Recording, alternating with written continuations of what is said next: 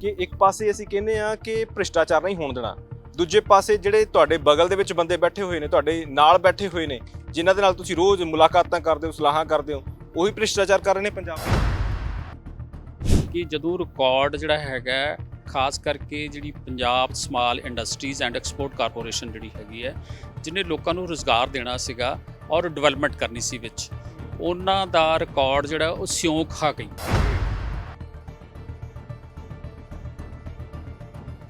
ਅਸਲ ਸਿਉਂਕ ਜਿਹੜੀ ਹੈਗੀ ਆ ਉਹ ਆਈਐਸ ਅਫਸਰ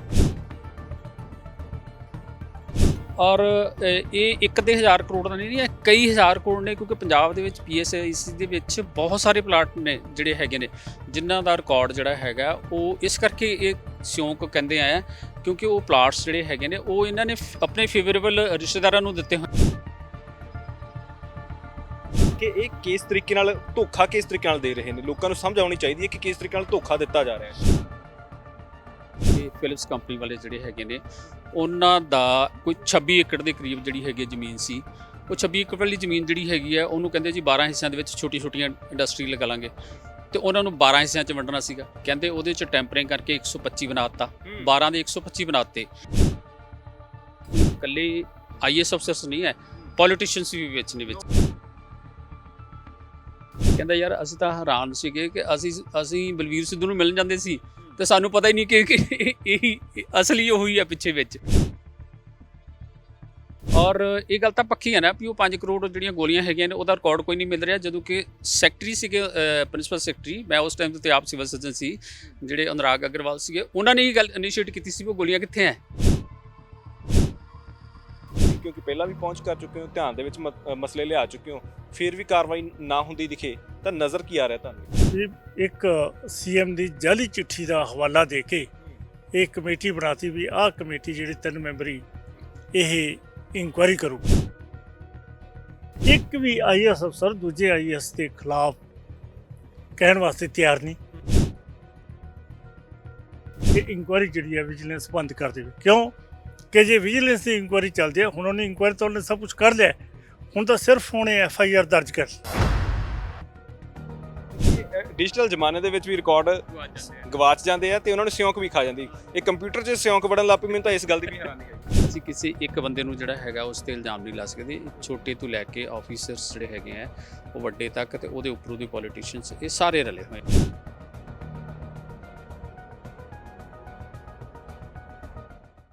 ਬੀਬੀ ਪੰਜਾਬ ਦੇਖ ਰਹੇ ਹੋ ਤੁਸੀਂ। ਇਸ ਵਕਤ ਤੁਹਾਡੇ ਨਾਲ ਤੁਹਾਡਾ ਆਪਣਾ ਦੋਸਤ ਹਰਦੀਪ ਸਿੰਘ ਭੋਗਲ।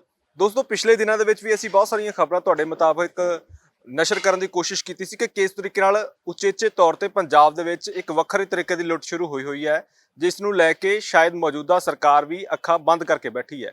ਬਹੁਤ ਸਾਰੀਆਂ ਚਿੰਤਾਵਾਂ ਨੇ, ਬਹੁਤ ਸਾਰੀਆਂ ਚੀਜ਼ਾਂ ਪਹਿਲਾਂ ਵੀ ਇਹ ਧਿਆਨ ਦੇ ਵਿੱਚ ਆਉਂਦੀਆਂ ਰਹੀਆਂ ਕਿ ਅਫਸਰਸ਼ਾਹੀ ਕਿਸ ਤਰੀਕੇ ਨਾਲ ਪੰਜਾਬ ਦੀ ਲੁੱਟ ਕਰ ਰਹੀ ਹੈ। ਅੱਜ ਸਾਡੇ ਨਾਲ ਡਾਕਟਰ ਮੁਲਤਾਨੀ ਨੇ ਤੇ ਐਡਵੋਕੇਟ ਸਾਹਿਬ ਨੇ ਗੱਲਬਾਤ ਕਰਨੀ ਹੈ, ਕਿਉਂਕਿ ਬੜੇ ਅਹਿਮ ਤੱਥ ਲੈ ਕੇ ਸਾਹਮਣੇ ਆਏ ਨੇ। ਤੱਥਾਂ ਦੇ ਆਧਾਰ ਤੇ ਜਦੋਂ ਅਸੀਂ ਗੱਲ ਕਰਦੇ ਹਾਂ ਤਾਂ ਇਹ ਵੀ ਹੁੰਦਾ ਕਿ ਸਰਕਾਰਾਂ ਇਹਨਾਂ ਤੱਥਾਂ ਨੂੰ ਅੱਖਾਂ ਤੋਂ ਪਰੋਖੇ ਕਿਵੇਂ ਕਰ ਦਿੰਦੀਆਂ। ਭਗਵੰਤ ਮਾਨ ਦੀ ਸਰਕਾਰ ਕਹਿੰਦੀ ਸੀ ਕਿ ਅਸੀਂ ਜ਼ੀਰੋ ਟੋਲਰੈਂਸ ਰੱਖਣੀ ਹੈ ਭ੍ਰਿਸ਼ਟਾਚਾਰ ਦੇ ਖਿਲਾਫ, ਪਰ ਭ੍ਰਿਸ਼ਟਾਚਾਰ ਜਦੋਂ ਅਫਸਰਸ਼ਾਹੀ ਕਰਨ ਲੱਗ ਜਾਵੇ ਤਾਂ ਵੱਡੇ ਸਵਾਲ ਪੈਦਾ ਹੁੰਦੇ ਨੇ। ਡਾਕਟਰ ਸਾਹਿਬ, ਇਹ ਬੜੀ ਅਹਿਮ ਚੀਜ਼ ਹੈ ਕਿ ਇੱਕ ਪਾਸੇ ਅਸੀਂ ਕਹਿੰਦੇ ਆ ਕਿ ਭ੍ਰਿਸ਼ਟਾਚਾਰ ਨਹੀਂ ਹੋਣ ਦੇਣਾ, ਦੂਜੇ ਪਾਸੇ ਜਿਹੜੇ ਤੁਹਾਡੇ ਬਗਲ ਦੇ ਵਿੱਚ ਬੰਦੇ ਬੈਠੇ ਹੋਏ ਨੇ, ਤੁਹਾਡੇ ਨਾਲ ਬੈਠੇ ਹੋਏ ਨੇ, ਜਿਨ੍ਹਾਂ ਦੇ ਨਾਲ ਤੁਸੀਂ ਰੋਜ਼ ਮੁਲਾਕਾਤਾਂ ਕਰਦੇ ਹੋ, ਸਲਾਹਾਂ ਕਰਦੇ ਹੋ, ਉਹੀ ਭ੍ਰਿਸ਼ਟਾਚਾਰ ਕਰ ਰਹੇ ਨੇ ਪੰਜਾਬ 'ਚ। ਬਿਲਕੁਲ ਜੀ, ਇਹ ਗੱਲ ਤੁਹਾਡੀ ਬਿਲਕੁਲ ਹਰਦੀਪ ਜੀ ਠੀਕ ਹੈ। ਔਰ ਦੇਖਣ ਵਾਲੀ ਗੱਲ ਹੈ ਕਿ ਅੱਜ ਅਸੀਂ ਸਿਰਫ ਲੋਕਾਂ ਨੂੰ ਜਾਂ ਸਰਕਾਰ ਨੂੰ ਇਹ ਦੱਸਣ ਵਾਸਤੇ ਅੱਜ ਜਿਹੜੀ ਪੰਜਾਬ ਅਗੇਂਸਟ ਕਰਪਸ਼ਨ ਜਿਹੜੀ ਹੈਗੀ ਹੈ, ਇਹ ਇੱਕ NGO ਹੈਗੀ ਹੈ ਜਿਹੜੀ ਬੜੇ ਲੰਬੇ ਸਮੇਂ ਤੋਂ ਭ੍ਰਿਸ਼ਟਾਚਾਰ ਦੇ ਅਗੇਂਸਟ ਜਿਹੜੀ ਹੈਗੀ ਉਹ ਕੰਮ ਕਰ ਰਹੀ ਹੈ। ਤੇ ਤੁਸੀਂ ਪਹਿਲਾਂ ਵੀ ਦੇਖਿਆ ਹੋਣਾ ਕਿ ਇੱਥੇ ਮੋਹਾਲੀ ਦੇ ਆਸੇ-ਪਾਸੇ ਇਵਨ ਪੰਜਾਬ ਦੇ ਵਿੱਚ ਵੀ ਖਾਸ ਕਰਕੇ ਸਪੈਸੀਫਿਕਲੀ ਜਿਹੜੀ ਇਮੀਗ੍ਰੇਸ਼ਨ ਨੇ ਬਹੁਤ ਲੁੱਟ ਮਚਾਈ ਸੀ, ਤੇ ਫਿਰ ਉਸ ਤੋਂ ਬਾਅਦ ਇਹ ਜਿਹੜਾ ਭੂ ਮਾਫੀਆ ਸੀਗਾ ਜਿਹਨੇ ਕਿਸ ਤਰ੍ਹਾਂ ਸਾਰੀ ਜਿਹੜੀ ਹੈਗੀ ਆ ਜ਼ਮੀਨ, ਵੱਡੇ ਵੱਡੇ ਸ਼ਹਿਰਾਂ ਦੇ ਮਹਿੰਗੀ ਜ਼ਮੀਨ ਜਿਹੜੀ ਹੈਗੀ ਆ ਉਸ ਨੂੰ ਹੜਪ ਕੀਤੀ ਹੈ। ਉਹਦੇ ਕੰਟੀਨਿਊਟੀ ਦੇ ਵਿੱਚ ਹੀ ਕੁਝ ਇੰਪਲਾਈਜ਼ ਜਿਹੜੇ ਹੈਗੇ ਨੇ, ਖਾਸ ਕਰਕੇ ਸਪੈਸੀਫਿਕਲੀ ਜਿਹੜੇ ਫਿਲਿਪਸ ਵਾਲੇ ਜਿਹੜੀ ਹੈਗੀ ਆ ਉਹ ਕੰਪਨੀ ਬੰਦ ਹੋਈ ਆ ਸਾਰੀ, ਉਹਨਾਂ ਨੇ ਵੀ ਪੰਜਾਬ ਅਗੇਂਸਟ ਕਰਪਸ਼ਨ ਜਿਹੜੀ ਹੈਗੀ ਆ ਉਹਦੇ ਨਾਲ ਜਦੋਂ ਤਾਲਮੇਲ ਕੀਤਾ, ਉਹਨਾਂ ਦੇ ਗ੍ਰੀਵੈਂਸਸ ਤਾਂ ਬਹੁਤ ਜ਼ਿਆਦਾ ਵੱਡੇ ਨੇ। ਉਹਨਾਂ ਨੇ ਮੈਨੂੰ ਲਿਸਟ ਦਿਖਾਈ ਹੈ ਕਿ ਉਹਨਾਂ ਦੇ 25-30 ਬੰਦੇ ਜਿਹੜੇ ਹੈਗੇ ਨੇ ਹੁਣ ਦੀ ਘੜੀ ਤੱਕ ਮਰ ਵੀ ਚੁੱਕੇ ਨੇ। ਪਰ ਮੈਂ ਤੁਹਾਨੂੰ ਇਹ ਗੱਲ ਦੱਸਣਾ ਚਾਹੁੰਦਾ ਸੀਗਾ ਕਿ ਅਸੀਂ ਇਹ ਗੱਲ ਦੱਸਣ ਵਾਸਤੇ ਅੱਜ ਇਕੱਠੇ ਹੋਏ ਹਾਂ ਕਿ ਜਦੋਂ ਰਿਕਾਰਡ ਜਿਹੜਾ ਹੈਗਾ ਖਾਸ ਕਰਕੇ ਜਿਹੜੀ Punjab small industries and export corporation ਜਿਹੜੀ ਹੈਗੀ ਹੈ, ਜਿਹਨੇ ਲੋਕਾਂ ਨੂੰ ਰੁਜ਼ਗਾਰ ਦੇਣਾ ਸੀਗਾ ਔਰ ਡਿਵੈਲਪਮੈਂਟ ਕਰਨੀ ਸੀ ਵਿੱਚ। ਉਹਨਾਂ ਦਾ ਰਿਕਾਰਡ ਜਿਹੜਾ ਉਹ ਸਿਉਂਕ ਖਾ ਗਈ। ਮੇਰੇ ਕੋਲ ਇਹ ਡਾਕੂਮੈਂਟਸ ਨੇ ਕੋਲ ਜਿਹੜੇ ਹੈਗੇ ਆ, ਜਦੋਂ ਇਹਨਾਂ ਕੋਲੋਂ ਰਿਕਾਰਡ ਪੁੱਛਿਆ ਗਿਆ ਔਰ ਇਹ ਕਹਿੰਦੇ ਆ ਕਿ ਸਿਉਂਕ ਖਾ ਗਈ। ਅਸਲ ਸਿਉਂਕ ਜਿਹੜੀ ਹੈਗੀ ਆ ਉਹ IAS ਅਫਸਰ ਨੇ ਬੇਸਿਕਲੀ। ਉਹਦੇ 'ਚ ਤੁਸੀਂ ਦੇਖੋ ਹੋਇਆ ਕੀ ਹੈ ਕਿ 2014-15 ਦੇ ਵਿੱਚ ਇੱਕ ਅਨੋਨੀਮਸ ਕੰਪਲੇਂਟਸ ਦੇ ਉੱਤੇ ਵਿਜੀਲੈਂਸ ਨੇ ਕੁਝ ਇਨਕੁਆਇਰੀ ਸਟਾਰਟ ਕੀਤੀਆਂ। 2018 ਦੇ ਵਿੱਚ ਇੱਕ ਕਾਫੀ ਵੱਡੀ ਇਨਕੁਆਇਰੀ ਜਿਹੜੀ ਹੈਗੀ ਵਿਜੀਲੈਂਸ ਡਿਪਾਰਟਮੈਂਟ ਨੇ ਕੀਤੀ। ਉਸ ਨੇ ਕੁਝ ਇੰਡਿਕਟਮੈਂਟਸ ਜਿਹੜੀਆਂ ਹੈਗੀਆਂ ਨੇ ਉਹ ਕੀਤੀਆਂ ਪੰਜਾਬ ਸਟੇਟ ਜਿਹੜੀ small industries and export corporation ਦੇ ਅਗੇਂਸਟ, ਔਰ ਉਸ ਦੇ ਵਿੱਚ ਐਕਸ਼ਨ ਕੋਈ ਨਹੀਂ ਹੋਇਆ, ਸਰਕਾਰ ਗੰਦੀ ਰਹੀ। ਫਿਰ 2021 ਦੇ ਵਿੱਚ ਫਿਰ ਇੱਕ ਇਨਕੁਆਇਰੀ ਹੋਈ ਵਿੱਚ ਜਿਹੜੀ ਵਿਜੀਲੈਂਸ ਡਿਪਾਰਟਮੈਂਟ ਵੱਲੋਂ, ਉਸ ਦੇ ਵਿੱਚ ਫਿਰ ਉਹੀ ਇੰਡਿਕਟਮੈਂਟਸ ਹੋਈਆਂ, ਲੇਕਿਨ ਕੋਈ ਵੀ ਇਨਕੁਆਇਰੀ ਜਿਹੜੀ ਹੈਗੀ ਆ ਉਹਦਾ ਕੋਈ ਰਿਜ਼ਲਟ ਜਿਹੜਾ ਹੈਗਾ ਉਹ ਨਹੀਂ ਨਿਕਲਿਆ। ਇੱਥੋਂ ਤੱਕ ਕਿ ਇੱਕ ਫਿਕਟੀਸ਼ੀਅਸ ਲੈਟਰ ਜਿਹੜਾ ਕਿ ਹੁਣ ਰਿਕਾਰਡ ਦੇ ਵਿੱਚ ਨਹੀਂ ਆਇਆ, ਲੇਕਿਨ ਉਹਦੇ 'ਤੇ ਇਨਕੁਆਇਰੀ ਹੋ ਰਹੀ ਹੈ ਵਿੱਚ, ਜਿਹੜੀ ਮੈਂ ਲੇਟੈਸਟ ਤੁਹਾਨੂੰ ਗੱਲ ਦੱਸਾਂਗਾ ਕਿ ਚੀਫ ਮਿਨਿਸਟਰ ਦਾ ਹਵਾਲਾ ਦਿੰਦੇ ਹੋਏ, ਕੈਪਟਨ ਅਮਰਿੰਦਰ ਸਿੰਘ ਦਾ ਹਵਾਲਾ ਦਿੰਦੇ ਹੋਏ ਕਿ ਵਿਜੀਲੈਂਸ ਇਨਕੁਆਇਰੀ ਨਾ ਕਰੇ, ਡਿਪਾਰਟਮੈਂਟ ਇਨਕੁਆਇਰੀ ਕਰ ਲਓ। ਉਹਦੇ 'ਚ ਡਿਪਾਰਟਮੈਂਟ ਦੀ ਇਨਕੁਆਇਰੀ 3 ਅਫਸਰਾਂ ਦੀ ਇੱਕ ਕਮੇਟੀ ਬਣਾ ਕੇ ਉਹਦੀ ਇਨਕੁਆਇਰੀ ਜਿਹੜੀ ਹੈਗੀ ਇਹੀ ਕਹਿਤਾ ਗਿਆ ਕਿ ਵਿਜੀਲੈਂਸ ਬੰਦ ਕਰੇ, ਅਸੀਂ ਜਿਹੜਾ ਹੈਗਾ ਇਨਕੁਆਇਰੀ ਕਰਾਂਗੇ। ਉਸ ਇਨਕੁਆਇਰੀ ਦੇ ਉੱਤੇ ਵੀ ਜਿਵੇਂ ਕਹਿੰਦੇ ਆਪਾਂ ਜਿਹੜੀ ਹੈਗੀ ਆ ਮਿੱਟੀ ਪਾਤੀ ਕਰਨ ਤੋਂ ਬਾਅਦ ਸਾਰਿਆਂ ਨੂੰ ਵੀ ਕੁਝ ਕਿਸੇ ਦਾ ਕੁਝ ਨਹੀਂ ਹੋਇਆ। ਉਸ ਤੋਂ ਬਾਅਦ ਇੱਕ ਲੰਬੀ ਸਟੋਰੀ ਹੈ ਜਿਹੜੀ ਹੈਗੀ ਹੈ, ਜਿਹਦੇ 'ਚ ਇੱਕ IAS ਅਫਸਰ ਜਿਹੜੀ ਹੈਗੀ ਆ ਮੈਡਮ ਨੀਲਮਾ ਦੇ ਨਾਂ ਦੇ ਉੱਤੇ ਜਿਹੜੀ ਹੈਗੀ ਆ ਉਹ ਹੋ ਰਹੀ ਹੈ, ਜਿਹੜੀ ਇਹਨਾਂ ਦੇ MD ਸੀਗੇ। ਉਹਨਾਂ ਨੇ ਡਾਕੂਮੈਂਟਸ ਜਿਹੜੇ ਹੈਗੇ ਆ ਇੱਥੇ ਤੱਕ ਕਿ ਪਿਛਲੀ ਡੇਟ ਦੇ ਵਿੱਚ ਵੀ, ਜਦੋਂ ਉਹਨਾਂ ਦੀ ਜਦੋਂ ਰਿਟਾਇਰਮੈਂਟ ਵੀ ਉਸ ਤੋਂ ਪਿਛਲੀ ਡੇਟ 'ਚ ਵੀ ਡਾਕੂਮੈਂਟਸ ਜਿਹੜੇ ਹੈਗੇ ਆ ਸਾਈਨ ਕੀਤੇ ਆ। ਚਲੋ ਇਹ ਲੰਬੀ ਸਟੋਰੀ ਛੱਡਦੇ, ਮੈਂ ਤੁਹਾਨੂੰ ਹੁਣ ਸ਼ਾਰਟ ਅੱਗੇ ਲੈ ਕੇ ਆਉਣਾ। ਅਸਲ ਸਟੋਰੀ ਹੁਣ ਕੀ ਹੈ ਕਿ ਸਾਡੇ ਜਿਹੜੇ ਕੁਝ ਨੁਮਾਇੰਦੇ ਹੈਗੇ ਨੇ ਉਹਨਾਂ ਨੇ ਪ੍ਰੋਟੈਸਟ ਕੀਤੇ। ਨਵੀਂ ਸਰਕਾਰ ਬਣੀ, ਉਹਨਾਂ ਨੂੰ ਇੱਕ ਦਿਨ ਸਾਰਾ ਪੁਲਿਸ ਸਟੇਸ਼ਨ ਵੀ ਬਿਠਾਈ ਰੱਖਿਆ ਵਿੱਚ ਜਿਹੜੀ ਹੈਗੀ ਹੈ। ਨਵੀਂ ਸਰਕਾਰ ਦੇ ਵਿੱਚ ਜਿਹੜੇ ਹੈਗੇ ਆ ਈਵਨ ਹਰਪਾਲ ਸਿੰਘ ਚੀਮਾ ਜਿਹੜੇ ਨੇ, ਜਦੋਂ ਪਿਛਲੀ ਗਵਰਨਮੈਂਟ ਦੇ ਵਿੱਚ ਉਹ ਆਪ ਐਡਵੋਕੇਟ ਨੇ, ਉਹਨਾਂ ਨੇ JCT ਦੇ ਬਾਰੇ ਦੇ ਵਿੱਚ ਲੀਗਲ ਨੋਟਿਸ ਵੀ ਜਿਹੜਾ ਹੈਗਾ ਸੀ ਉਹ ਦਿੱਤਾ ਸੀ। ਹੁਣ ਇਹ ਫਿਲਿਪਸ ਵਾਲੇ ਇੰਪਲਾਈਜ਼ ਜਿਹੜੇ ਇਕੱਠੇ ਹੋਏ ਆ ਔਰ ਉਹਨਾਂ ਨੂੰ ਵੀ ਅਪਰੋਚ ਕੀਤਾ। ਫਿਰ ਦੁਬਾਰਾ ਭਗਵੰਤ ਸਿੰਘ ਮਾਨ ਹੋਰਾਂ ਨੂੰ ਵੀ, ਚੀਫ ਮਿਨਿਸਟਰ ਨੂੰ ਵੀ ਅਪਰੋਚ ਕੀਤਾ। ਮੋਹਾਲੀ ਵਾਲੇ MLA ਜਿਹੜੇ ਹੈਗੇ ਨੇ ਉਹ ਵੀ ਵਿੱਚ ਆਏ। ਉਹਨਾਂ ਦੇ ਸਾਰਿਆਂ ਦੇ ਕੁਛ ਨਾ ਕੁਛ ਥੋੜ੍ਹੇ ਬਹੁਤੇ ਐਫਰਟਸ, ਪੂਰੇ ਐਫਰਟਸ ਤਾਂ ਉਹਨਾਂ ਦੇ ਵੀ ਨਹੀਂ ਹੈ, ਉਹਨਾਂ ਦੇ ਐਫਰਟਸ ਦੇ ਨਾਲ ਇਹ ਇਨਕੁਆਇਰੀ ਜਿਹੜੀ ਹੈਗੀ ਆ ਦੁਬਾਰਾ ਇਨੀਸ਼ੀਏਟ ਹੋਈ। ਉਹ ਜਿਹੜੀ ਦੁਬਾਰਾ ਇਨਕੁਆਇਰੀ ਜਿਹੜੀ ਇਨੀਸ਼ੀਏਟ ਹੋਈ ਹੈ ਹੁਣ ਦੀ ਘੜੀ, ਉਸ ਦੇ ਵਿੱਚ ਵੀ ਇਹ ਗੱਲ ਕਹੀ ਜਾ ਰਹੀ ਹੈ ਕਿ ਇਸ ਨੂੰ ਤੁਸੀਂ ਬੰਦ ਕਰੋ ਜੀ। ਜਿਹੜੇ ਨਵੇਂ MD ਹੈਗੇ ਆ PSIC ਦੇ ਵਿੱਚ, Punjab small industries and export corporation ਜਿਹੜੀ ਹੈਗੀ ਹੈ, ਕਿ ਇਹਦੀ ਇਨਕੁਆਇਰੀ ਅਸੀਂ ਆਪੇ ਕਰ ਲਾਂਗੇ। ਆਹੀ ਸਟੋਰੀ ਫਿਰ, ਔਰ ਰਿਕਾਰਡ ਤਾਂ ਤੁਹਾਡਾ ਜਿਹੜੀਆਂ ਸਿਉਂਕਾਂ ਖਾ ਗਈਆਂ। ਅਸਲ 'ਚ ਜਿਹੜੀ ਸਿਉਂਕ ਨਹੀਂ ਖਾ ਗਈ, ਉਹ ਖਾ ਗਏ ਤਾਂ ਇਹ IAS ਅਫਸਰ ਜਿਹੜੇ ਹੈਗੇ ਨੇ। ਅਸੀਂ ਜਿਹੜਾ ਹੈਗਾ ਇਹ ਸਰਕਾਰ ਨੂੰ ਜਿਹੜੀ ਹੈਗੀ ਆ ਉਹ ਹਾਈਲਾਈਟ ਕਰਨ ਵਾਸਤੇ ਕਿ ਇਹ ਸਰਕਾਰ, ਜਿਵੇਂ ਤੁਸੀਂ ਵੀ ਆਪ ਕਿਹਾ, ਜ਼ੀਰੋ ਟੋਲਰੈਂਸ ਦੀ ਜਦੋਂ ਗੱਲ ਕਰਦੀ ਹੈ, ਅੱਜ ਵੀ ਇੰਪਲਾਈਜ਼ ਮਰ ਰਹੇ ਨੇ। ਔਰ ਇਹ ਇੱਕ ਦੇ 1000 ਕਰੋੜ ਦਾ ਨਹੀਂ ਹੈ, ਕਈ ਹਜ਼ਾਰ ਕਰੋੜ ਨੇ, ਕਿਉਂਕਿ ਪੰਜਾਬ ਦੇ ਵਿੱਚ PSIC ਦੇ ਵਿੱਚ ਬਹੁਤ ਸਾਰੇ ਪਲਾਟ ਨੇ ਜਿਹੜੇ ਹੈਗੇ ਨੇ ਜਿਨ੍ਹਾਂ ਦਾ ਰਿਕਾਰਡ ਜਿਹੜਾ ਹੈਗਾ ਉਹ ਇਸ ਕਰਕੇ ਇਹ ਸਿਉਂਕ ਕਹਿੰਦੇ ਆ ਕਿਉਂਕਿ ਉਹ ਪਲਾਟਸ ਜਿਹੜੇ ਹੈਗੇ ਨੇ ਉਹ ਇਹਨਾਂ ਨੇ ਆਪਣੇ ਫੇਵਰੇਬਲ ਰਿਸ਼ਤੇਦਾਰਾਂ ਨੂੰ ਦਿੱਤੇ ਹੋਏ ਆ। ਮੈਂ ਉਹੀ ਪੁੱਛਣ ਲੱਗਾ ਸੀ, ਇਹ ਥੋੜਾ ਜਿਹਾ ਇਹਨੂੰ ਸਮਝਾਓ ਆਸਾਨ ਸ਼ਬਦਾਂ ਦੇ ਵਿੱਚ ਕਿ ਇਹ ਕਿਸ ਤਰੀਕੇ ਨਾਲ ਧੋਖਾ ਕਿਸ ਤਰੀਕੇ ਨਾਲ ਦੇ ਰਹੇ ਨੇ। ਲੋਕਾਂ ਨੂੰ ਸਮਝ ਆਉਣੀ ਚਾਹੀਦੀ ਹੈ ਕਿ ਕਿਸ ਤਰੀਕੇ ਨਾਲ ਧੋਖਾ ਦਿੱਤਾ ਜਾ ਰਿਹਾ ਹੈ। ਨਹੀਂ, ਉਹਦੇ 'ਚ ਇਸ ਤਰ੍ਹਾਂ ਹੁੰਦਾ ਨਾ, ਕਿਉਂਕਿ ਇਹਦੇ 'ਚ ਜਿਹੜਾ ਹੈਗਾ ਦੂਸਰਾ ਰਿਕਾਰਡ, ਕੁਝ ਰਿਕਾਰਡ ਮੇਰੇ ਕੋਲ ਹੈ, ਕੁਝ ਵਕੀਲ ਸਾਹਿਬ ਦੇ ਕੋਲ ਵੀ ਰਿਕਾਰਡ ਹੈ ਕਿ ਜਿਹੜੇ ਪਲਾਟ ਜਿਹੜੇ ਹੈਗੇ ਨੇ, ਜਿਵੇਂ ਇਹਨਾਂ ਨੇ ਕੀ ਕੀਤਾ ਕਿ ਫਿਲਿਪਸ ਕੰਪਨੀ ਵਾਲੇ ਜਿਹੜੇ ਹੈਗੇ ਨੇ ਉਹਨਾਂ ਦਾ ਕੋਈ 26 ਏਕੜ ਦੇ ਕਰੀਬ ਜਿਹੜੀ ਹੈਗੀ ਜ਼ਮੀਨ ਸੀ। ਉਹ 26 ਏਕੜ ਵਾਲੀ ਜ਼ਮੀਨ ਜਿਹੜੀ ਹੈਗੀ ਹੈ ਉਹਨੂੰ ਕਹਿੰਦੇ ਜੀ 12 ਹਿੱਸਿਆਂ ਦੇ ਵਿੱਚ ਛੋਟੀ ਛੋਟੀਆਂ ਇੰਡਸਟਰੀ ਲਗਾ ਲਾਂਗੇ, ਤੇ ਉਹਨਾਂ ਨੂੰ 12 ਹਿੱਸਿਆਂ 'ਚ ਵੰਡਣਾ ਸੀਗਾ। ਕਹਿੰਦੇ ਉਹਦੇ 'ਚ ਟੈਂਪਰਿੰਗ ਕਰਕੇ 125 ਬਣਾ ਦਿੱਤਾ, 12 ਦੇ 125 ਬਣਾਤੇ, ਔਰ 125 ਜਿਹੜੇ ਹੈਗੇ ਨੇ ਉਹਨਾਂ ਨੂੰ ਫਿਰ ਥੋੜ੍ਹੀ ਅਮਾਊਂਟ ਦੇ ਵਿੱਚ ਸੇਲ ਕਰਨ ਦੀ ਕੋਸ਼ਿਸ਼ ਕੀਤੀ, ਜਦੋਂ ਕਿ ਉਹਨਾਂ ਦੀ ਅਮਾਊਂਟ ਜਿਹੜੀ ਹੈਗੀ ਬਹੁਤ ਵੱਡੀ ਆ। ਔਰ ਉਹਦੇ 'ਚ ਇਹ ਵੀ ਸ਼ੋਅ ਹੋ ਰਿਹਾ ਕਿ ਕੁਝ ਜਿਹੜੇ ਹੈਗੇ ਉਹ ਬਿਹਾਰ ਦਾ ਐਡਰੈਸ ਦੇ ਕੇ ਵੀ, ਬਿਹਾਰ ਦਾ ਐਡਰੈਸ ਕਿਹਦਾ ਆਏਗਾ, ਇਹਨਾਂ ਦੇ ਜਿਹੜੇ ਸੀਨੀਅਰ ਆਫੀਸਰਸ ਉਹਨਾਂ ਦਾ ਆਏਗਾ ਵਿੱਚ। ਸੋ ਇਹਨਾਂ ਨੇ ਇਕੱਲੇ ਸੀਨੀਅਰ ਆਫੀਸਰਸ ਜਿਹੜੇ ਇਕੱਲੇ ਉਹਦੇ 'ਚ ਨਾ, ਇਹ ਇਕੱਲੇ IAS ਅਫਸਰਸ ਨਹੀਂ ਹੈ, ਪੋਲੀਟੀਸ਼ੀਅਨਸ ਵੀ ਵਿੱਚ ਨੇ ਵਿੱਚ। ਸਵਾਲ ਕਰਨ ਲੱਗਾ ਸੀਗਾ ਕਿਉਂਕਿ ਜਦੋਂ ਇਦਾਂ ਦਾ ਕੋਈ ਘਪਲਾ ਹੁੰਦਾ ਜਾਂ ਇਦਾਂ ਦਾ ਭ੍ਰਿਸ਼ਟਾਚਾਰ ਹੁੰਦਾ, ਉਹਦੇ ਵਿੱਚ ਸਿਰਫ ਅਫਸਰਸ਼ਾਹੀ ਨਹੀਂ, ਥੋੜਾ ਹਿੱਸਾ ਰਾਜਨੇਤਾਵਾਂ ਦਾ ਵੀ ਰੱਖਿਆ ਜਾਂਦਾ। ਉਹਦੇ 'ਚ ਯੂ ਵਿਲ ਬੀ ਸਰਪ੍ਰਾਈਜ਼ਡ ਕਿ ਮੈਨੂੰ ਇੱਕ ਜਿਹੜਾ ਹੈਗਾ ਫਿਲਿਪਸ ਕੰਪਨੀ ਦਾ ਇੰਪਲਾਈ, ਜਿਹੜਾ ਉਹਨਾਂ ਦਾ ਇੱਕ ਫਿਲਿਪਸ ਇੰਪਲਾਈਜ਼ ਸੰਘਰਸ਼ ਕਮੇਟੀ ਬਣੀ, ਉਹਨਾਂ ਦਾ ਪ੍ਰਧਾਨ ਮੈਨੂੰ ਦੱਸ ਰਿਹਾ, ਕਹਿੰਦਾ ਯਾਰ ਅਸੀਂ ਤਾਂ ਹੈਰਾਨ ਸੀਗੇ ਕਿ ਅਸੀਂ ਬਲਵੀਰ ਸਿੱਧੂ ਨੂੰ ਮਿਲਣ ਜਾਂਦੇ ਸੀ ਤੇ ਸਾਨੂੰ ਪਤਾ ਹੀ ਨਹੀਂ ਕਿ ਇਹੀ ਅਸਲੀ ਉਹੀ ਆ ਪਿੱਛੇ ਵਿੱਚ।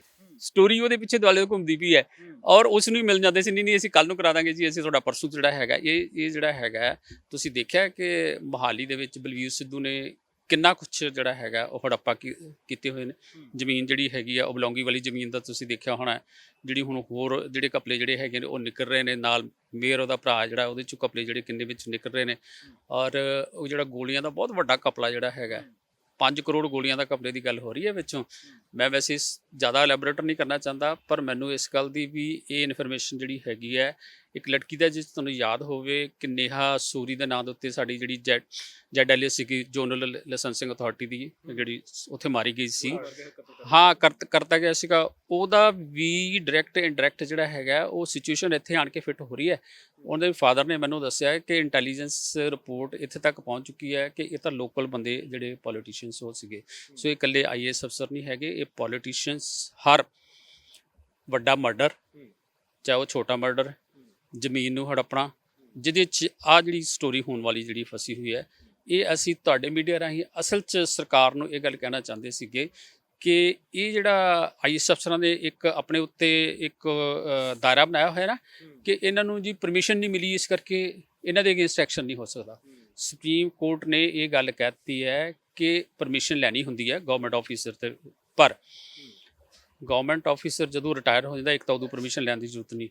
ਨੰਬਰ 2, ਪਰਮਿਸ਼ਨ ਦੇ ਵਿੱਚ ਇਹ ਹੈਗਾ ਕਿ ਜੇ ਬਾਈ ਚਾਂਸ ਤੁਹਾਡਾ ਜਿਹੜਾ ਪ੍ਰਾਈਮਾ ਫੇਸ਼ੀ ਇਨਕੁਆਰੀ ਦੇ ਵਿੱਚ ਸਾਹਮਣੇ ਆ ਰਿਹਾ ਤਾਂ ਫਿਰ ਤੁਹਾਨੂੰ ਪਰਮਿਸ਼ਨ ਲੈਣ ਦੀ ਜ਼ਰੂਰਤ ਨਹੀਂ ਹੈ।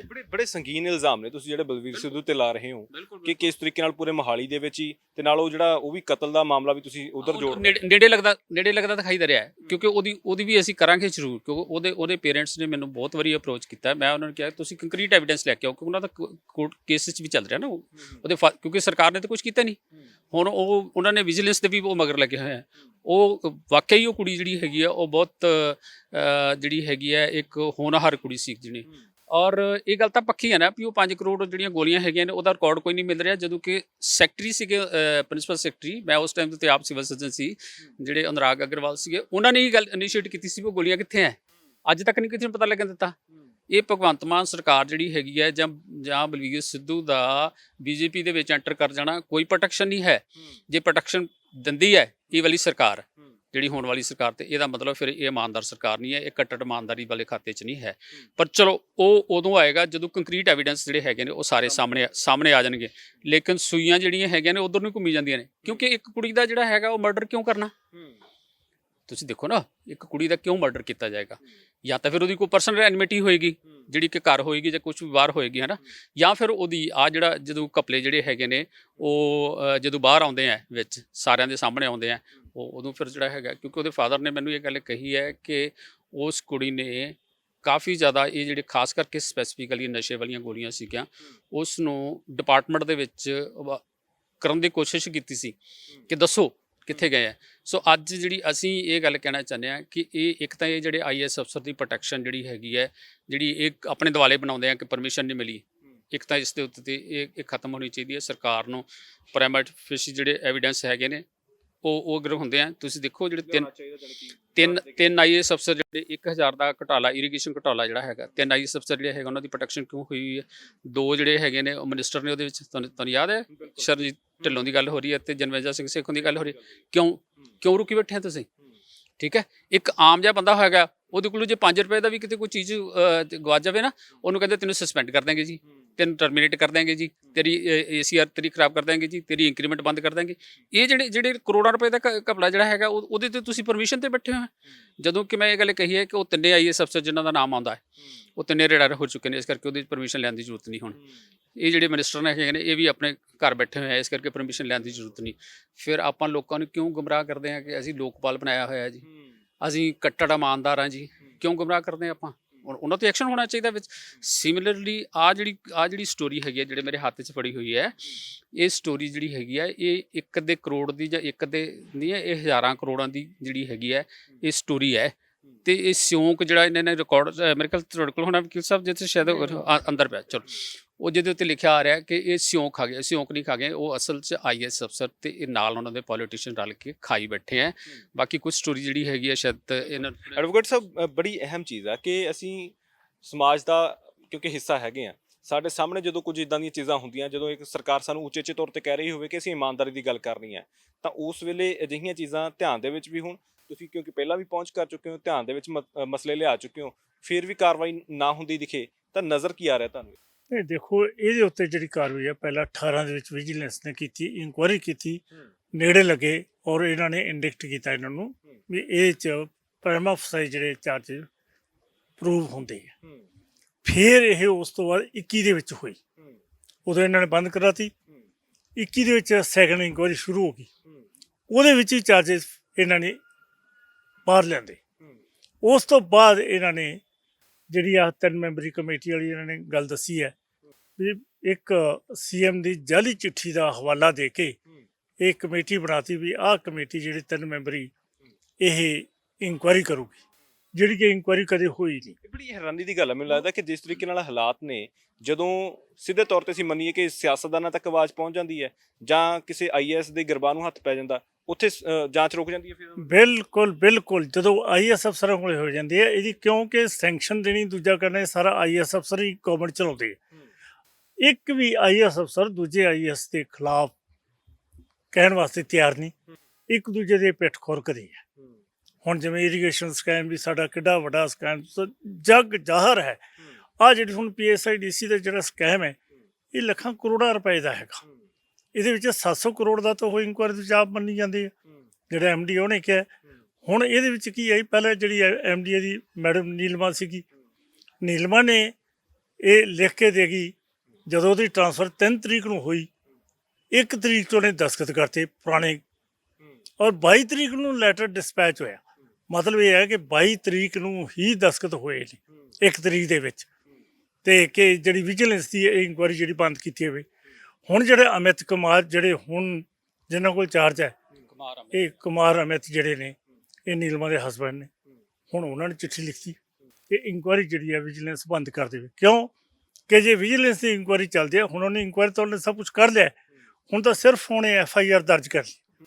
ਹੁਣ ਉਹਦੀ FIR ਨੂੰ ਰੋਕਣ ਵਾਸਤੇ ਪਿਛਲੇ ਹਫ਼ਤੇ ਇਹਨਾਂ ਨੇ ਚਿੱਠੀ ਫੇਰ ਲਿਖਤੀ ਕਿ ਇਨਕੁਆਇਰੀ ਹੋ ਚੁੱਕੀ ਹੈ ਤੇ ਇਹਦੀ ਸੈਂਕਸ਼ਨ ਹੈ ਨਹੀਂ ਤੇ ਵਿਜੀਲੈਂਸ ਇਨਕੁਆਇਰੀ ਨਹੀਂ ਕਰ ਸਕਦੀ। ਐਡਵੋਕੇਟ ਸਾਹਿਬ, ਇੱਕ ਬੜੀ ਅਹਿਮ ਚੀਜ਼ ਆ, ਜਿਵੇਂ ਇਹ ਪੂਰਾ ਮਸਲਾ, ਕਿਉਂਕਿ ਆਮ ਤੌਰ ਤੇ ਅਸੀਂ ਲੋਕਾਂ ਦੇ ਵਿਕਾਸ ਦੀ ਗੱਲ ਕਰਦੇ ਹਾਂ, ਜਿਸ ਤਰੀਕੇ ਨਾਲ ਲੋਕਾਂ ਦੇ ਵਿਕਾਸ ਨੂੰ ਆਧਾਰ ਬਣਾ ਕੇ ਉਸ ਤੋਂ ਬਾਅਦ ਇਦਾਂ ਦੀਆਂ ਚੀਜ਼ਾਂ ਕੀਤੀਆਂ ਜਾਂਦੀਆਂ, ਇਹ ਜਿਹੜੇ ਸਿੱਧੇ ਤੌਰ ਤੇ ਹੇਰਾਫੇਰੀ ਕੀਤੀ ਗਈ ਵੀ ਪਲਾਟ 21 ਜਾਂ 12 ਸੀਗੇ, ਉਹਨਾਂ ਦੇ ਵਿੱਚ ਆਪਣੇ ਵੱਲੋਂ ਨੰਬਰ ਜੋੜ ਕੇ ਤਾਂ ਕਿਸ ਤਰੀਕੇ ਨਾਲ ਉਹਦੀ ਗਿਣਤੀ ਵਧਾ ਦਿੱਤੀ ਗਈ, ਬਾਅਦ ਚ ਉਹਨਾਂ ਨੂੰ ਉਸ ਤਰੀਕੇ ਨਾਲ ਵੇਚਿਆ ਗਿਆ, ਆਪਣੇ ਕੁਝ ਚਹੇਤਿਆਂ ਨੂੰ ਵੇਚ ਦਿੱਤੇ ਗਏ, ਕੁਝ ਆਪਣੇ ਰਿਸ਼ਤੇਦਾਰਾਂ ਨੂੰ ਦੇ ਦਿੱਤੇ ਗਏ, ਤੇ ਕੁਝ IAS ਅਫਸਰਾਂ ਦੇ ਨਾਮ ਵੀ ਵਿੱਚ ਸ਼ਾਮਿਲ ਹੈਗੇ ਨੇ, ਐਡਰੈਸ ਉਹਨਾਂ ਦੇ ਆ ਰਹੇ ਨੇ। ਬਿਲਕੁਲ ਐਡਵੋਕੇਟ ਹੋ ਤੁਸੀਂ, ਕਿਉਂਕਿ ਟੈਕਨੀਕਲ ਤੌਰ ਤੇ ਤੁਸੀਂ ਇਹ ਚੀਜ਼ ਨੂੰ ਜ਼ਿਆਦਾ ਬਰੀਕੀ ਨਾਲ ਸਮਝਦੇ ਹੋ ਕਿ ਇਸ ਮੁਤਲਕ ਕੋਈ ਅਦਾਲਤੀ ਫੈਸਲੇ ਨਹੀਂ ਹੋ ਸਕਦੇ ਕਿ ਸਖਤ ਸਜ਼ਾ ਮਿਲੇ, ਉਸ ਤਰੀਕੇ ਨਾਲ ਐਕਸ਼ਨ ਨਹੀਂ ਹੋ ਸਕਦਾ, ਕੋਈ ਅਦਾਲਤ ਆਪਣੇ ਤੌਰ ਤੇ ਨਹੀਂ ਐਕਸ਼ਨ ਲੈ ਸਕਦੀ? ਨਹੀਂ, ਅਦਾਲਤ ਜਿਹੜੀ ਹੈ ਨਾ, ਪਹਿਲਾਂ ਤਾਂ ਇਨਕੁਆਇਰੀ ਜਦੋਂ ਚੱਲਦੀ ਹੈ ਸਿਰਫ ਉਹਨੂੰ ਡਾਇਰੈਕਸ਼ਨ ਹੀ ਦੇ ਸਕਦੀ ਹੈ ਕਿ ਇਹਦੇ ਤੁਸੀਂ ਇਨਕੁਆਇਰੀ ਕਰਕੇ ਇੰਨੇ ਚਿਰ 'ਚ ਇਹ ਇਨਕੁਆਇਰੀ ਕਰੋ ਜੀ। ਹੁਣ ਇਨਕੁਆਇਰੀ ਕੀ ਕਰਦੇ ਆ, ਇਹ ਫਿਰ ਉਸੇ ਡਿਪਾਰਟਮੈਂਟ ਤੇ ਆ ਜਾਂਦੀ ਹੈ। ਕੋਈ ਇਦਾਂ ਦਾ ਡਿਪਾਰਟਮੈਂਟ ਨਹੀਂ ਬਣਿਆ ਜਿਹੜਾ ਸੂਮੋ ਨੋਟਿਸ ਲੈ ਸਕੇ ਜਦੋਂ ਇਦਾਂ ਦੇ ਘਪਲੇ ਹੁੰਦੇ ਨੇ, ਖਾਸ ਕਰਕੇ ਜਦੋਂ ਅਸੀਂ ਸਰਕਾਰ ਦੀ ਗੱਲ ਵਾਸਤੇ, ਇਹਨਾਂ ਵਾਸਤੇ ਹੈ ਡਿਪਾਰਟਮੈਂਟ। ਲੋਕਪਾਲ ਜਿਹੜਾ ਇਹਨਾਂ ਨੇ ਬਣਾਇਆ ਹੋਇਆ ਹੈ ਉਹ ਹੈਗਾ, ਕੋਈ ਵੀ ਉੱਥੇ ਜਾ ਕੇ ਸੁਣਵਾਈ ਆਪਦੀ ਕਰ ਸਕਦਾ, ਪਰ ਉਹ ਲੋਕਪਾਲ ਵੀ ਜਿਹੜੇ ਹੈਗੇ ਆ ਉਹ ਚੋਂ ਰਿਟਾਇਰਡ ਜੱਜ ਬਿਠਾਏ ਵੀ ਆ, ਉਹ ਆਪਦੇ ਹਰ ਜਿਹੜਾ ਰੌਲਾ ਆ ਕੇ ਕੁਰਸੀ ਤੇ ਮੁੱਕ ਜਾਂਦਾ ਹੈ। IAS ਅਫਸਰਾਂ ਦੀ ਰਾਏ ਕਰ ਰਹੇ ਹੈ, ਕਿਉਂਕਿ ਜਿੰਨੇ ਘਪਲੇ ਹੁੰਦੇ ਆ ਸਰਕਾਰ ਵਿੱਚ ਉਹ ਸਾਰੇ ਘਪਲੇ IAS ਅਫਸਰਾਂ ਦੀ ਕਲਮ ਨਾਲ ਹੁੰਦੇ ਆ, ਤੇ ਉਹਦੇ ਉੱਤੇ ਪ੍ਰੋਟੈਕਸ਼ਨ ਜਾਂ ਇਸ਼ਾਰਾ ਜਾਂ ਕਹਿਣਾ ਹੁੰਦਾ ਉਹ ਮੰਤਰੀ ਨੇ ਕਿਹਾ ਹੁੰਦਾ। ਇੱਕ ਬੜੀ ਅਹਿਮ ਚੀਜ਼ ਹੈ ਸਰ, ਜਿਹੜੀ ਜ਼ਮੀਨ ਦਾ ਇਸ ਵੇਲੇ ਤੁਸੀਂ ਮਸਲਾ ਉਜਾਗਰ ਕਰਨ ਦੀ ਕੋਸ਼ਿਸ਼ ਕਰ ਰਹੇ ਹੋ, ਇਹਦਾ ਯੂਜ਼ ਕਿੱਥੇ ਹੋਣਾ ਸੀ, ਵਰਤੋਂ ਕਿੱਥੇ ਹੋਣੀ ਸੀ? ਇਹ ਜਿਹੜਾ ਹੈਗਾ, ਇਹ ਜਿਹੜਾ ਕਾਰਪੋਰੇਸ਼ਨ ਬਣੀ ਸੀਗੀ PSIDC, ਇਹ ਬਣੀ ਇਸੇ ਕਰਕੇ ਸੀ ਕਿ ਇੱਥੇ ਇੰਡਸਟਰੀ ਲੱਗੇ, ਯੂਥ ਨੂੰ ਉੱਥੇ ਇੰਪਲਾਇਮੈਂਟ ਮਿਲੇ, ਕਿ ਸਮਾਲ ਸਕੇਲ ਇੰਡਸਟਰੀ ਲੱਗੇ ਤੇ ਨੌਜਵਾਨ ਉੱਥੇ ਕੰਮ ਕਰ ਸਕਣ ਤੇ ਇੰਪਲਾਇਮੈਂਟ ਮਿਲੇ। ਇਹਨਾਂ ਨੇ ਕੀ ਕੀਤਾ, ਉਹਨਾਂ ਨੂੰ ਕਨਾਈਵੈਂਸ ਨਾਲ ਆਪਦੀ ਮਿਲੀ ਭੁਗਤ ਨਾਲ, ਪਹਿਲਾਂ ਤਾਂ ਜਿਵੇਂ ਹੁਣ ਫਿਲਿਪਸ ਹੈ, ਸਭ ਤੋਂ ਵੱਡਾ ਮਸਲਾ ਫਿਲਿਪਸ ਵਾਲਾ ਹੈ, ਜਿੱਥੇ 1500 ਵੱਧ ਮੁਲਾਜ਼ਮ ਜਿਹੜੇ ਆ ਬੇਰੁਜ਼ਗਾਰ ਕੀਤੇ, ਉਹਨਾਂ ਨੇ ਕੀ ਕੀਤਾ, ਹੁਣ ਅਨਪੜ੍ਹ ਮਜ਼ਦੂਰ ਨੇ, ਉਹਨਾਂ ਦੇ ਅੰਗੂਠੇ ਲਵਾ ਲਏ, ਉੱਤੇ ਲਿਖ ਰਿਹਾ ਕਿ ਮੇਰੇ ਘਰੇਲੂ ਹਾਲਾਤ ਮਾੜੇ ਨੇ ਤੇ ਮੈਨੂੰ ਇੱਥੋਂ ਫਾਰਗ ਕੀਤਾ ਜਾਵੇ।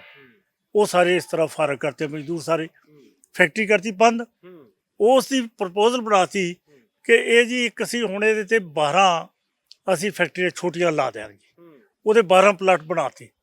ਜਦੋਂ 12 ਪਲਾਟ ਅਪਰੂਵ ਹੋ ਗਏ ਉਸ ਤੋਂ ਬਾਅਦ ਉਹਦੇ ਪਿਛਲੇ ਪਾਸੇ 5 ਲਾ ਕੇ 125 ਪਲਾਟ ਬਣਾਤੇ। 12 ਕਿਤੇ 125 ਵੀ 125 ਫਿਰ ਇਹਨਾਂ ਨੇ ਵੇਚੇ ਜਾਂ ਉਹ ਵੰਡੇ, ਮੰਤਰੀਆਂ ਨੂੰ ਦਿੱਤੇ, ਚੇਅਰਮੈਨਾਂ ਨੂੰ ਦਿੱਤੇ, ਆਪਦੇ ਸਿਲੇ ਆਪਦੇ ਰਿਸ਼ਤੇਦਾਰਾਂ ਨੂੰ ਦਿੱਤੇ। ਤੇ ਉਹ ਜਿਹੜਾ ਕੀਮਤ ਉਹਦੀ ਰੱਖੀ 7-7.5 ਪਰ ਗਜ, ਜਿਹੜੀ ਕਿ 60,000 65,000 ਗਜ ਹੈ ਬਣਦੀ ਹੈ। ਤੇ ਇਸ ਤਰ੍ਹਾਂ ਨਾਲ ਇਹ ਸਾਰੀ ਉਹ ਵੇਚੀ। ਉਸ ਤੋਂ ਬਾਅਦ ਇਹਨਾਂ ਜੇ ਰਿਜ਼ਿਊਮ ਕੀਤੇ ਪਲਾਟ ਉਹ ਵੇਚੇ। ਜਿਹੜੇ ਸਾਰੇ ਫੋਕਲ ਪੁਆਇੰਟਾਂ ਦੇ ਪਲਾਟ ਸੀਗੇ ਸਾਰੇ ਪਲਾਟ ਇੱਕ ਇੱਕ ਕਰਕੇ ਇਹਨਾਂ ਨੇ ਸਾਰੇ ਵੇਚਤੇ। ਜਦੋਂ ਹੁਣ ਇਨਕੁਆਇਰੀ ਸ਼ੁਰੂ ਹੋਈ ਉਦੋਂ ਉਹਨੇ ਕਹਿੰਦਾ ਸਾਰਾ ਰਿਕਾਰਡ ਨੂੰ ਸਿਉਂ ਖਾ ਕੇ। ਕੀ ਗੱਲ ਗਵਰਨਮੈਂਟ ਦਾ ਇਕੱਲਾ ਇਸ ਕਾਰਪੋਰੇਸ਼ਨ ਦੇ ਰਿਕਾਰਡ ਨੂੰ ਸਿਉਂ ਨੇ ਖਾਧਾ? ਸਾਡਾ ਰੈਵਨਿਊ ਦਾ ਰਿਕਾਰਡ ਜਿਹੜਾ ਹੈ 100 ਸਾਲ ਦਾ ਅਜੇ ਤੱਕ ਪਿਆ ਹੈਗਾ। ਜਾ ਕੇ ਵੇਖ ਲਓ ਰੈਵਨਿਊ ਦੇ ਕਿੱਡੇ ਕਿੱਡੇ ਵੱਡੇ ਉਹਨਾਂ ਦੇ ਸਟੋਰ ਹੈਗੇ ਆ। ਮਾਮਲਾ ਕਿੰਨਾ ਕੁ ਪੁਰਾਣਾ ਹੈਗਾ ਜਿਹੜਾ ਇਹ ਕਹਿੰਦੇ ਸਿਉਂਕ ਖਾ ਗਏ? ਅਸੀਂ ਤਾਂ ਕਿਉਂਕਿ ਅੱਜ ਕੱਲ ਤਾਂ ਡਿਜੀਟਲਾਈਜ਼ ਹੋ ਗਿਆ ਸਾਰਾ ਕੰਮ, ਹੁਣ ਤਾਂ ਸਾਰੇ ਤੱਥ ਜਿਹੜੇ ਸਬੂਤ ਜਿਹੜੇ ਆ ਇਹ ਤਾਂ ਲੇਟੈਸਟ ਸਾਰਾ 5-4 ਸਾਲ ਦਾ ਸਾਰਾ ਇਹਦਾ ਤਾਂ ਰਿਕਾਰਡ, ਕਿਉਂਕਿ ਹੁਣ ਉਦਾਂ ਵੀ ਕਿਹਾ ਗਿਆ ਕਿ ਤੁਸੀਂ ਆਨਲਾਈਨ ਰੱਖਣਾ ਹੈ। ਫਰੈਸ਼ ਹੈਗਾ ਸਾਰਾ ਰਿਕਾਰਡ ਹੈ ਅਵੇਲੇਬਲ। ਮੈਂ ਕਾਗਜ਼ਾਂ 'ਚ ਸਿਉਂ ਖਾਧੀ ਹੈ, ਸਿਉਂ ਖਾਈ ਹੈ, ਸਭ ਸਰੀ ਹੈ। ਹੋਰ ਇੱਥੇ ਕੋਈ ਸਿਉਂ ਨਹੀਂ ਲੱਗੀ, ਗੈਪ ਕੀਤਾ ਗਿਆ ਹੈ। ਡਾਕਟਰ ਸਾਹਿਬ ਬੜੀ ਇੰਟਰਸਟਿੰਗ ਗੱਲ ਤੁਹਾਨੂੰ ਦੱਸ ਲੱਗਿਆ ਸਿਉਂਕ ਵਾਲੀ। ਮੈਂ ਇੱਕ ਵਾਰੀ ਆਪਣੀ ਆਰਟੀ ਪਾ ਕੇ ਪੁੱਛਿਆ, ਇਹਨਾਂ ਨੇ ਮੇਰੀ ਬਹੁਤ ਵਾਰੀ ਟ੍ਰਾਂਸਫਰ ਕੀਤੀਆਂ ਸੀ। ਮੈਂ ਕਿਹਾ ਜੀ ਮੇਰੀ ਟ੍ਰਾਂਸਫਰ ਦੀ ਇਹ ਤਾਂ ਦੱਸੋ ਜਰਾ, ਮੈਨੂੰ ਡਿਟੇਲ ਤੇ ਦੱਸੋ।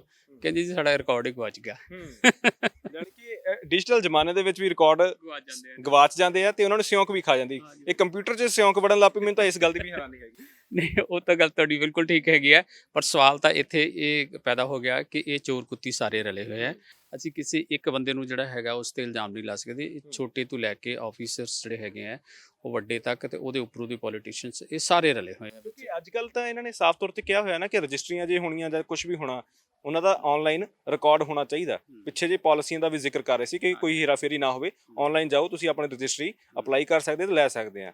ਤੇ ਹੁਣ ਜੇ ਜ਼ਮੀਨਾਂ ਇਸ ਤਰੀਕੇ ਨਾਲ ਹੈਗੀਆਂ ਨੇ, ਕਿਉਂਕਿ ਤਾਜ਼ਾ ਅੰਕੜਿਆਂ ਦੀ ਅਸੀਂ ਗੱਲ ਕਰ ਰਹੇ ਹਾਂ, ਤੇ ਇਹ ਸਾਰਾ ਰਿਕਾਰਡ ਆਨਲਾਈਨ ਹੋਣਾ ਚਾਹੀਦਾ। ਰਿਕਾਰਡ ਤੱਕ ਰੈਵਨਿਊ ਰਿਕਾਰਡ ਜਿਹੜਾ ਹੈਗਾ ਉਹ ਦੇਖੋ, ਜਿਹੜਾ ਰਿਕਾਰਡ ਮੰਨਿਆ ਜਾਂਦਾ, ਜਿਸ ਤਰ੍ਹਾਂ ਅਸੀਂ ਵੀ ਗਵਰਨਮੈਂਟ ਨੌਕਰੀ ਕੀਤੀ ਆ, ਇੱਕ ਰਿਕਾਰਡ ਦੀ ਨਾ ਕਿਤੇ ਕਿਤੇ ਲਾਈਫ ਮੰਨੀ ਜਾਂਦੀ ਹੈ। ਲੇਕਿਨ ਰੈਵਨਿਊ ਰਿਕਾਰਡ ਜਿਹੜਾ ਉਹ ਦੈਟ ਇਜ਼ ਫਾਰ ਅਵੇਅਰ, ਉਸ ਨੂੰ ਤੁਸੀਂ ਡਿਸਟਰੋਏ ਨਹੀਂ ਕਰ ਸਕਦੇ ਵਿੱਚ ਰੈਵਨਿਊ ਰਿਕਾਰਡ। ਇੱਥੇ ਪਲਾਟ ਹੀ ਖਾ ਗਏ ਲੋਕਾਂ ਦੀ, ਜਿਹੜੀ ਸਿਉਂਕ ਹੀ ਖਾ ਗਈ ਹੈ। ਹੁਣ ਇਹ ਮੌਜੂਦਾ ਸਰਕਾਰ ਤੋਂ ਕੀ ਮੰਗ ਕਰ ਰਹੇ ਹੋ? ਕਿ ਹਾਂਜੀ, ਮੌਜੂਦਾ ਸਰਕਾਰ ਦਾ ਸਾਡਾ ਜਿਹੜਾ ਹੈਗਾ ਮੇਨ ਅੱਜ ਮੀਡੀਆ ਦੇ ਕੋਲ ਆਉਣ ਦਾ ਜਿਹੜਾ ਮਕਸਦ ਹੈਗਾ ਬੇਸਿਕਲੀ ਉਹੀ ਹੈ ਕਿ ਇਹ ਜਿਹੜੀ ਵਿਜੀਲੈਂਸ ਇਨਕੁਆਇਰੀ 2018 'ਚ ਹੋਈ ਹੈ, ਫਿਰ 2021 'ਚ ਹੋਈ ਹੈ, ਹੁਣ 2022 'ਚ ਜਿਹੜੀ ਦੁਬਾਰਾ ਇਨੀਸ਼ੀਏਟ ਹੋਈ ਹੈ।